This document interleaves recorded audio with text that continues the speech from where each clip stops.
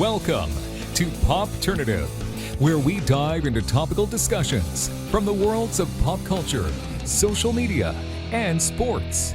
Here is your host, Peter Remoliotis, aka PD Beats. All right, welcome to the PopTernative podcast here on Blab. I'm your host, as always, Peter Remoliotis, and of course on Twitter I go as PD Beats. This is, of course, the podcast where we discuss various topical issues from the worlds of social media, sports, and pop culture. We have three really cool guests that are joining me this evening. We have, former NHL hockey player and television host for dinner television on City, Jason Strudwick. Hey guys, how are you doing? Very good, thank you for coming. We have social media lead for CBC Sports, Monika Platek. So thank you very much for coming, Monika. My pleasure. Thanks for having me. And we have digital and social media coordinator for the Minnesota Wild, Katlyn Gambill. So, hi. Thanks for having me too. Thank you for coming. So what we do on PopTernative very quickly is we kind of go around the horn and allow you to give us a little brief bio of what's been going on. So why don't we start with Monika? Sure. Let's start with me. Well, as you mentioned, I most recently was the social media lead for CBC Olympics. So we go back to Sochi 2014, which was wicked. I spent a month over in Russia doing everything digital and social for CBC. And then in general, I was leading all of social for CBC Sports, and that also included Hockey Night in Canada, which was pretty wicked. Before that, I spent 6 seasons with the Toronto Maple Leafs. So a lot to talk to Katlyn about for sure in terms of the NHL. But right now I'm raising a little human being. So probably the most challenging job yet. And I run her Instagram account. So that's what I'm doing nowadays. Awesome. Congratulations. Katlyn, floor is yours. Yeah, so a couple years ago, I started as an intern with the New Jersey Devils doing social media and, kind of thought I wanted to be a newspaper writer and then discovered that was not going to be the best idea for me. So I kind of fell in love with social media, and now I do digital and social media for the Minnesota Wild. So a lot of back end with the website, photo galleries, and then all the social media platforms. Really cool, really cool. Struds, can I call you Struds? Sure, you can call me whatever you want. I'm just happy to be on. What about you, Struds? You have recently, you've recently been, a television host on dinner television, correct? That's right, yeah. So after a 17-year professional hockey, I retired and I immediately got into sports radio. So I had a sports radio show covering everything sports, including here in Edmonton, the Oilers obviously quite closely. And then last May I switched and I became the host of dinner television. So we do everything. We don't just do sports, although that's a big part of it. We do news, politics, social issues, all kinds of stuff. So I branched out. It was an interesting move. It wasn't a natural fit, but I've learned a lot about the world. And I think I'm actually a more well-rounded person. When I go to dinner parties, I don't just talk about the Oilers' third-line left winger. I can actually talk about some interesting things going on outside the world of sports, which I think is really cool. Perfect. Well, once again, thank you all three for coming on the show. It's really appreciated. I know all of you are very busy in your schedules with everything you do, so it really means a lot for you to take the time to come on PopTernative. So the topic of tonight's show is, and not just hockey. We have a lot of people in this panel who have worked and been associated with hockey, but, the sports fan in general we have seen with, the introduction of various media outlets, even before social media, television has drastically changed the way, they watch sports, the way they behave, the way they interact with others. I thought, with the panel we had tonight, I think based on, Jason Strudwick, you're now a television host. Monika, you've been involved, with CBC Sports, Olympics television, and Katlyn, of course, with the Minnesota Wild, the New Jersey Devils, you are around, television all the time. So I thought it would be interesting to kind of talk about what do you think, based on social media or television in general, are the main changes in terms of the evolution of the sports fan, how they act, whether, they have a lot more content available to them these days as well. So why don't we start? Who wants to start with that? Does anyone want to take that? Ladies first. I think it's ladies first. Why don't you two go first? Katlyn, do you want to start? All right, I'll start. Well, I think honestly the biggest thing is everybody wants everything instantly. There's no patience anymore, which is good and bad, honestly. But with, sports in particular, it's kind of nice because everything does happen so quickly that you can interact and kind of react on social media with the fans so that you're bringing the in-arena experience to them at home, at a bar, wherever they are with their friends or whatever, and really bring them into the feel that if you're on the glass or in the 200 level, everybody's experiencing the same thing. Jason, what do you think about that, the instantaneous aspect of it? I think the biggest thing is the interaction between the fans and the players. There's no need, really, quite honestly, you don't need the media. You have social media. As a player, you can, right after a game or after an event, you can go right to the fans, cut the middleman out, and show what's going on in your life or what your thoughts are on any issue. And I think that really makes it cool for the fan. That's where it's really directly from the horse's mouth. They're getting the stories. They're getting to know what's going on from the player. And I can tell from my days playing, I would have never been on social media. I didn't want to have that direct connection, but now being in the media, I see why it's valuable to players and why guys and specifically fans want that kind of interaction. Monika, you've been involved with CBC Sports, and you've been, I'm sure, interacting with many athletes over the years. Do you think that hockey players or athletes in general, do you see efforts being made to, interact and engage with fans? Do you think there's work to be done there, or do you think, you capitalize on what is already there and you go with it? I think it's come such a long way. I think back to my days with the Leafs, and that was, back in 2007 and 8, when we were kind of starting to look at platforms like Twitter that were very new to the scene. And so, back in the day, no athletes were on Twitter. And, a lot of the producers and different people I was working with on all platforms, so TV and web, they all thought that athletes would never make the jump. They said this is just a trend and it's going to pass, and we don't know if we should invest in it. And the ones that did obviously were smart. And now everybody's on Twitter and everybody's on social and Instagram too. I mean, that's a huge outlet for athletes now, sharing visually what they're doing on a day-to-day basis outside of the rink and outside of the stadium. So needless to say, I think the biggest change for me has just been the fact that, like you said, it was the reporter, the team reporter that once was the only one that had direct access to the player. Yes. Well, now, it's a 1 degree of separation. It's right there. And your 1 degree is Twitter or Instagram or whatever. And I think it makes it a lot cooler because now the fan has so much more power. Katlyn, you mentioned, being instant, and I found the one thing that sticks to me too, and we saw it last night when a player in the name of Connor Mcdavid fractured his clavicle. We see that social media, is kind of exposing the quickness of hockey fans as well, right? Mm-hmm. When this incident happened, people were on that like wildfire. There were so many tweets. Everyone was freaking out. Not even fans, a lot of the talking heads or the pundits were also,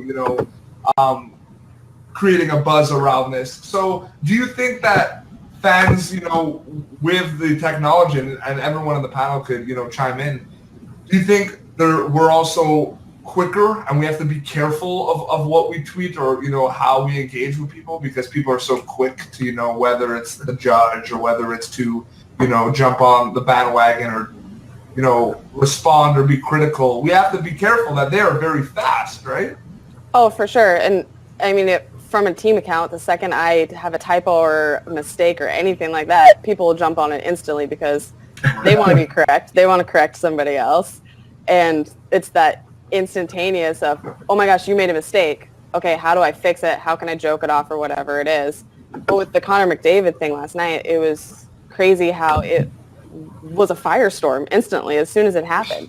And it just shows how in tune hockey fans and sports fans in general are on social media because probably 90% of those people were not even watching that game, but instantly they saw GIFs, they saw videos, they saw pictures, and they knew what happened and could engage on it. And share their opinions on it. So I think that's a huge change in sports. Yeah. Jason, you being in Edmonton, it must have been crazy. Your phone must have been off the hook. It must have been crazy. Talk about that a little bit, about that, about the whole Mcdavid thing and, what, transpired on social media. It was amazing. I mean, as soon as it happened, everything started going crazy around here. And, I think Connor transcends the Edmonton Oilers. He's bigger than Oilers. He's quite honestly probably one of the biggest players in the NHL and in the world. So it was a huge story.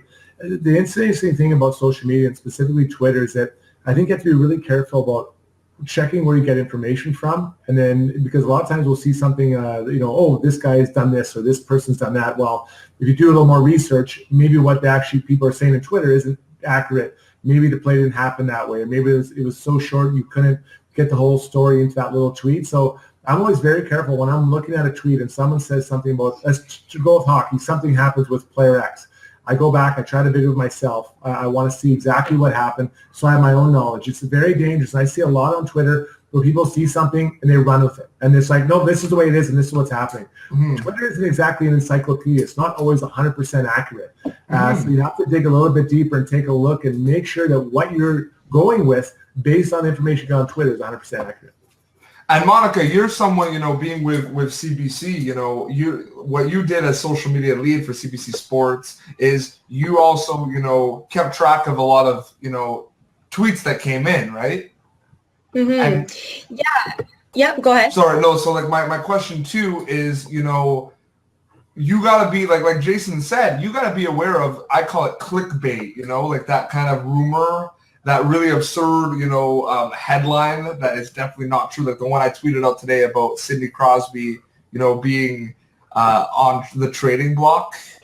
Right. And I was just like, people need to stop that because it's just brutal clickbait, right? So you have to be aware of that type of content, right, Monika? Well, I think social media was so perplexing for so many people because I think they were so scared of the power of it, right? And so when it comes down to it, as a journalist, you can't just want to be first, you have to want to be right. And so if you're working for an organization, like in this case, CBC Sports, you can't just rush to it on social just because everybody else is talking about it. There has to be a second where you kind of stop and, you run through all the 5 W's, who, what, where, why, when, what's going on. And then at that point, with that journalistic hat on, you figure out if it's a good time to tweet. So you notice a lot of organizations, for example, from the media, they will be a couple of minutes behind. You'll see the bloggers, the fans, they'll be going off on this firestorm, and it'll take a couple of minutes, for the CBC Sports of the world to acknowledge something has happened. In the case of team Twitter accounts, I think they react a little bit faster. Yeah. They're definitely, live at the game in the press box. And so I think they have even the ability to turn to someone to their right or their left to make sure that what they're tweeting is accurate. But again, you can't just go on and say anything you want in this world because everything is on record and everything has a digital footprint. And so, like I said, you really have to keep that journalistic head strong, because there's the impulse to want to be part of this conversation the second it's happening, but it's not always safe to do that.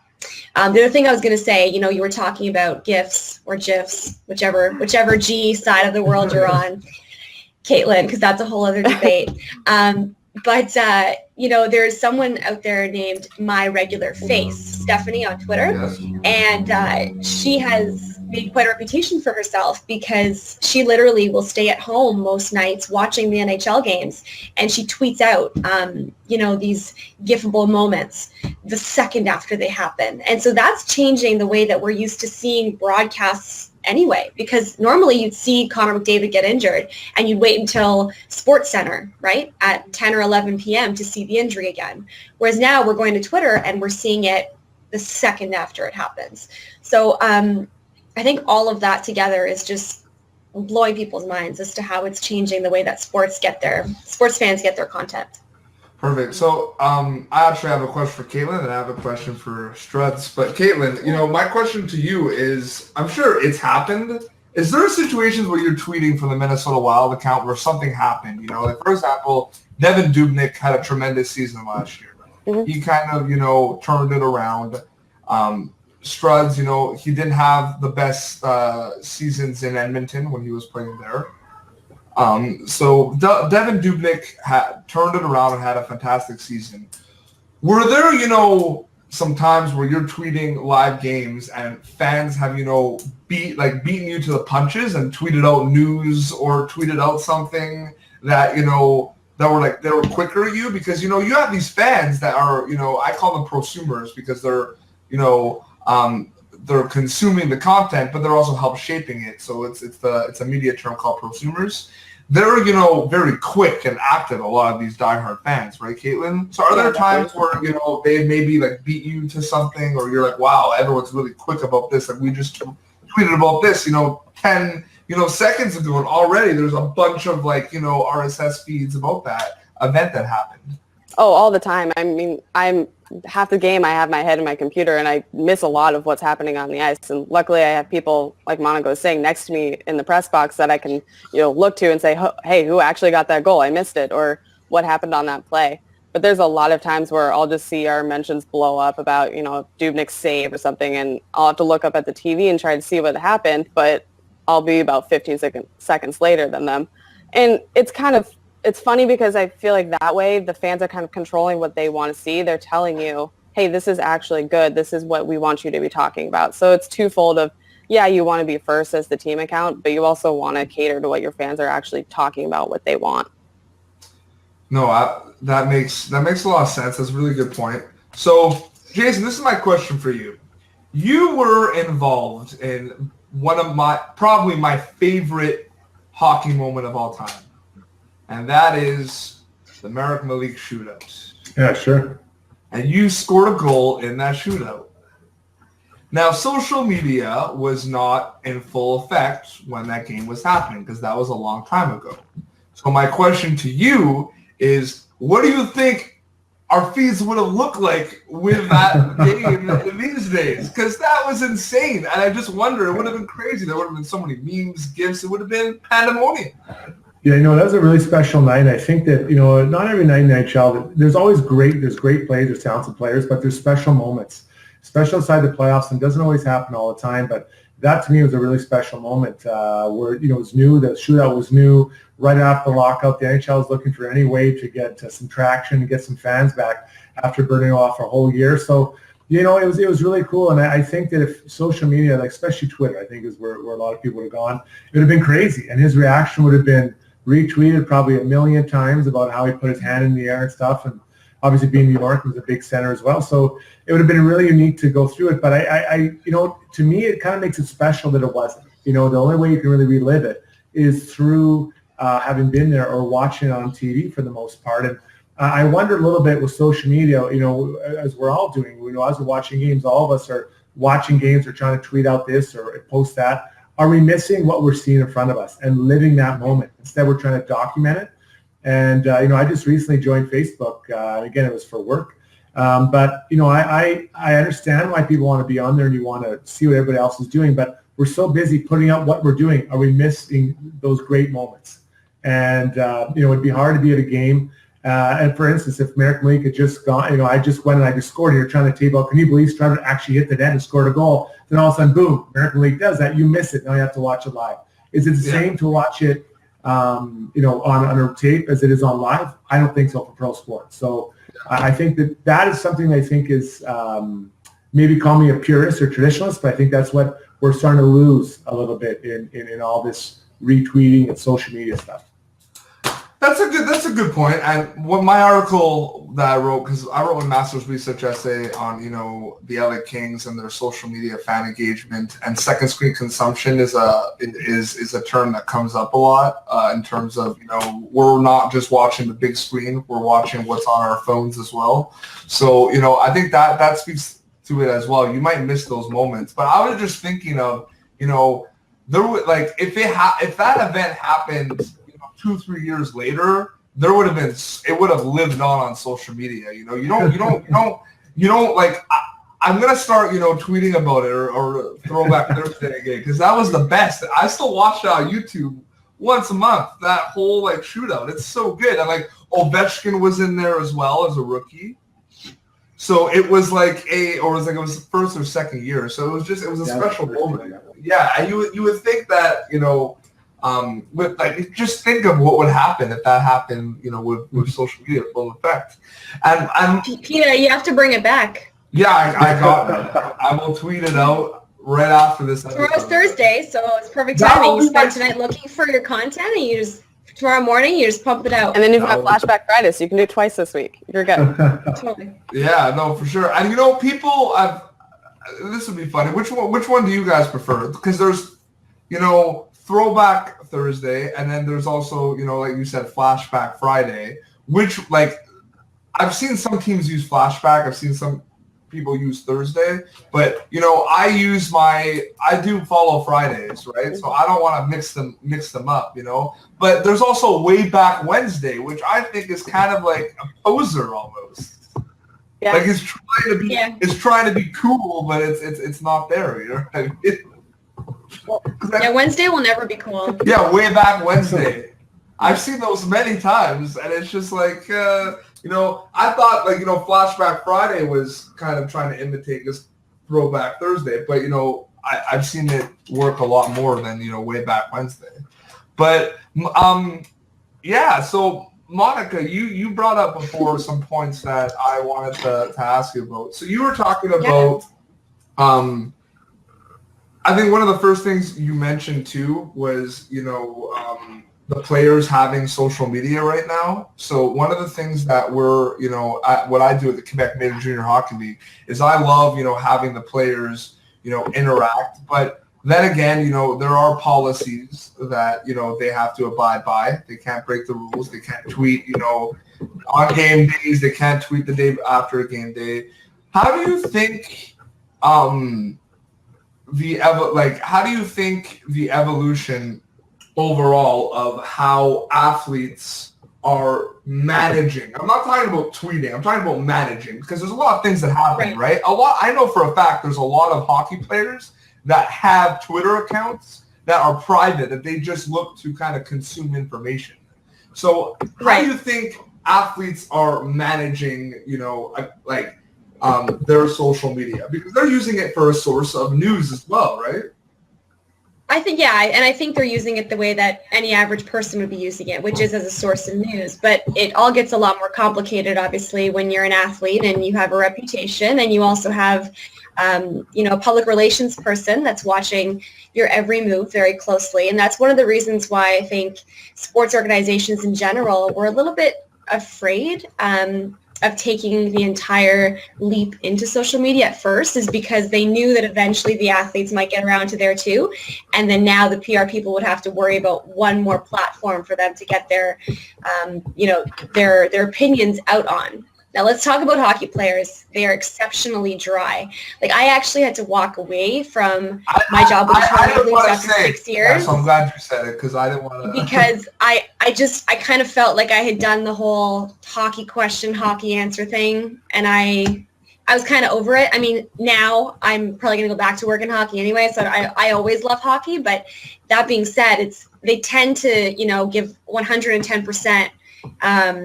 All the time. Sorry, Jason. With their answers. But you know all about this. No, he knows all about this. He knows. So I think when it came to social, now they had the ability to show their personality. If you think about Roberto Luongo's account at Strombone1, I mean, he's never confirmed that it's him, but we know that it is. I was about to say. And he's had the ability to kind of show people the side of him that he's never shown before, which is a funny side.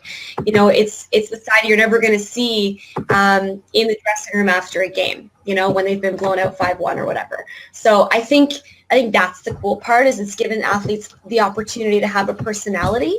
But as you said, there's obviously the downfall always, is if they go too far with their views and the PR person freaks out, which we've seen happen as well. I know Joffrey Lupul, for example, in the past, he's kind of gone on and addressed the media in a not so nice way through his Twitter account, or, something happened last year where a tweet appeared on screen during TSN's coverage that caused a big firestorm with Dion Phaneuf, and so, you know, Lupul reacted to that, and I'm sure that tweet wasn't vetted by the PR person, and so it's something that they're probably not big fans of in the world of PR, but it's the world that we live in now. So I think it's actually pretty awesome because, like I said, I like to see personality out of athletes, and it's way more fun than the answers they give after games. That was mentioned last week too, the Dion Phaneuf issue, because we were talking with Jenny Hogan from Tagboard about, you know, the integrating, you know, hashtags and live tweets and live broadcasts. So that was actually mentioned. But it's something.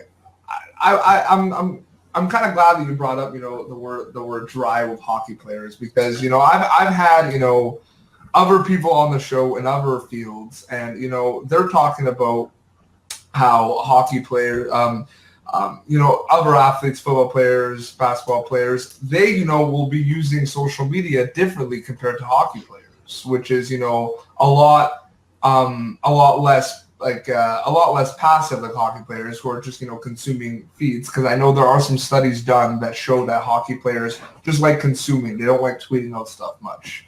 But Katlyn, on the Minnesota Wild, are there some players that stand out to you in terms that you know, check out that are like pretty active on social media versus others? Nino Niederreiter's probably our best player. Yeah, I was about to say, yeah, he is pretty good. I do think he has help with an agency behind him, just like many of the big athletes across all sports. That's the thing. Yeah, it's understandable too. But he is definitely on there, you know, favoriting tweets from fans. He's definitely very good at that fan interaction, so that he's not always putting out photos of himself, you know, having lunch or whatever, and bringing the people into that part of his personal life. But he's really good at interacting and making the fans feel connected to them, like they were at a meet and greet that they didn't have to pay for. And to Monika's point earlier, I wake up every single morning absolutely terrified out of my mind that a player did something horrible overnight on social media. And that's one of the things that you kind of just have to deal with now, because there's the good and the bad with it. That, you know, you've got Niederreiter and Coyle, you know, sharing all of these great videos and photos from fans and stuff. But then you also have, okay, what's going to happen? What is going to be the accidental tweet or the accidental DM that goes public instead?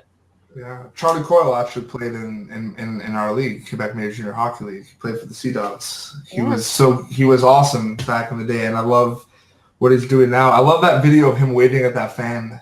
Yeah, it's still great. I can post that on MN Wild Twitter now, almost a year and a half later or whatever it is, and it'll still blow up. I love it. It was so good.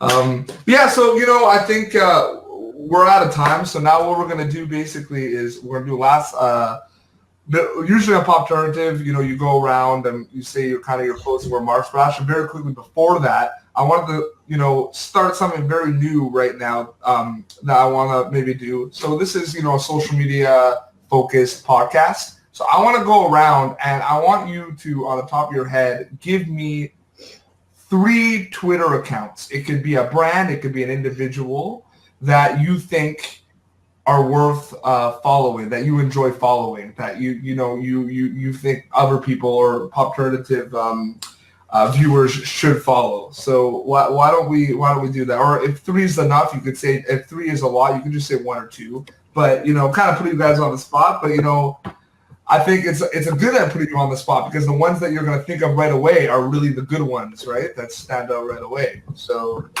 what do you think? Anyone want to start off? Who are some cool accounts that create cool content? Well, I think War Jess Eagle, I think that's what her Twitter handle is. I'm blanking on it right now, but I think she does an amazing job. Her blog and website and just her info, and she's always engaged, and she's very good. If you're ever just interested in social media in general, she's a must follow. Yeah, I really want to have her on the show. Like, I'm trying to get in contact with her. Like, she's so good at what she does. And I agree. Monika, anyone that comes to mind? Yeah, I mean, I would give a shout out to my original vlogger buddy, Steve Dangle, in Toronto on that side of things. He's like the original, you know, fan blogger who's managed to make a career of it. Mm-hmm.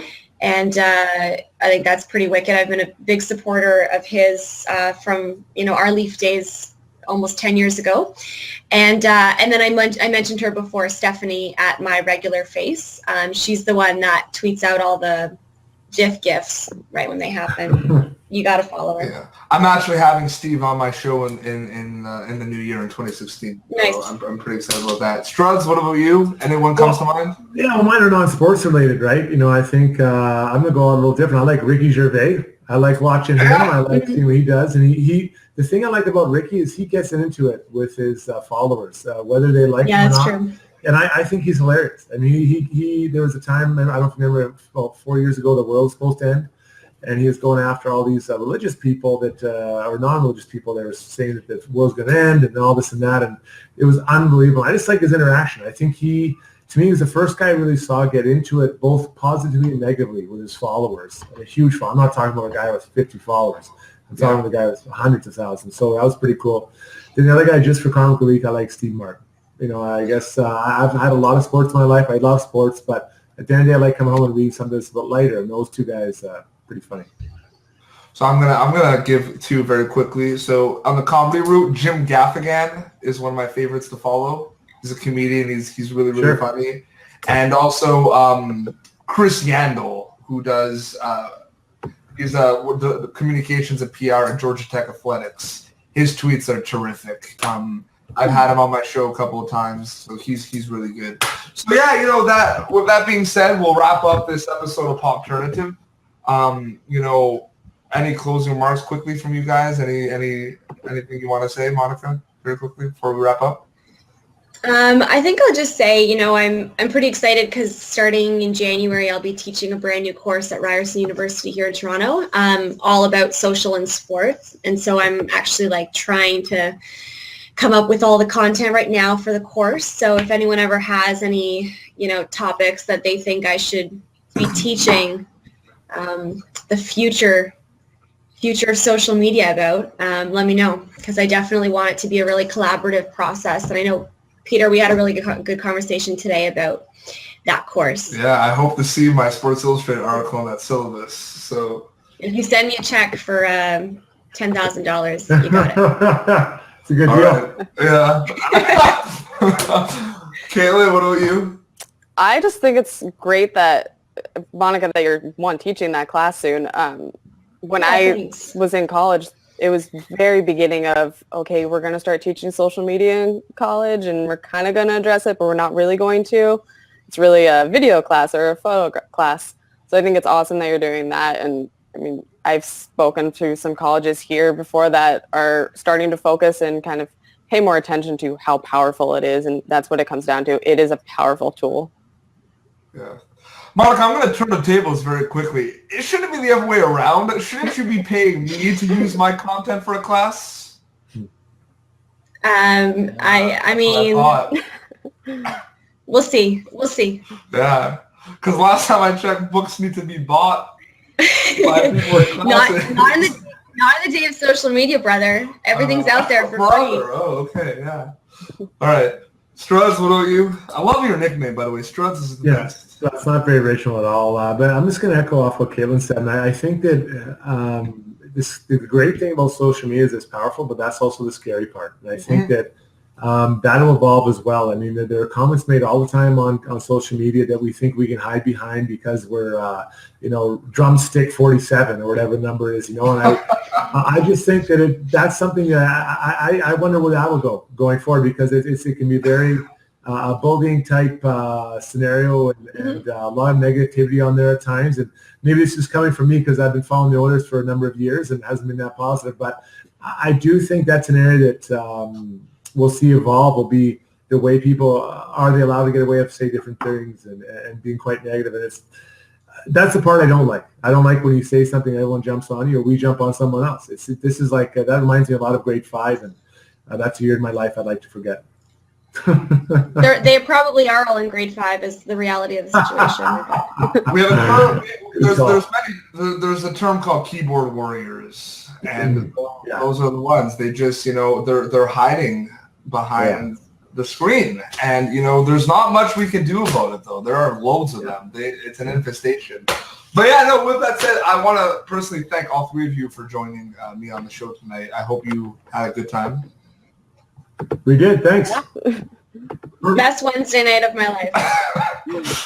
I'll hold you to that. But yeah, no, thank you everyone for tuning in. We will be, posting the replays on our YouTube and SoundCloud pages, PopTernative. You can follow us on Twitter at PopTernative, and you can also, like us on Facebook. So Thank you for tuning in to PopTernative. Make sure to check out our past episodes of PopTernative on YouTube. Be sure to like PopTernative on Facebook and follow us on Twitter.